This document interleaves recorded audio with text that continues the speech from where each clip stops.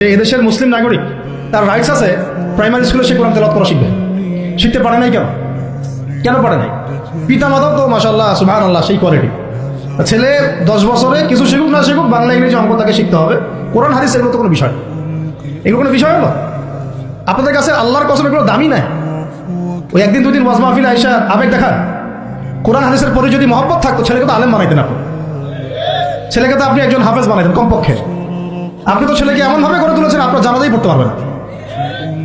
তো আমাদের এই স্কুল কলেজ পড়ুয়া ছেলে মেয়েদের রাইটস ছিল এগুলো শেখা, শিখতে পারে নাই। অনার্সে পড়ে তার বয়স কত? 20 থেকে 25 বছর। 25 বছরে সে 25টা সূরা জানে না, 25টা সূরার নামই জানে না, 25টা সূরার নাম বলতে পারে। কোরআন বিধান কায়েম করতে আসছেন আপনি, সুবহানাল্লাহ। 25টা হাদিস বলতে পারেন না, 25 জন নবীর নামও বলতে পারে না। ইভেন আমাদের নবী সাল্লাল্লাহু আলাইহি ওয়াসাল্লামের সিরাতের জীবনীটা পাতলা কিতাবটাও সে কখনো জীবনে পড়ে নাই। এই অবস্থা মাস্টার্সে বিসিএস সব জায়গায় একই চলছে। বিসিএস যে ভাইবা হয় সেখানে কি ইসলাম ধরা হয়?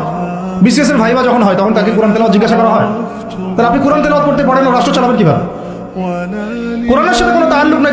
তার মানে আপনাদের কনসেপ্ট হচ্ছে রাষ্ট্র আলাদা, কোরআন আলাদা। মানে রাষ্ট্র চালাতে কোরআন লাগে না, আপনার কনসেপ্ট এটাই।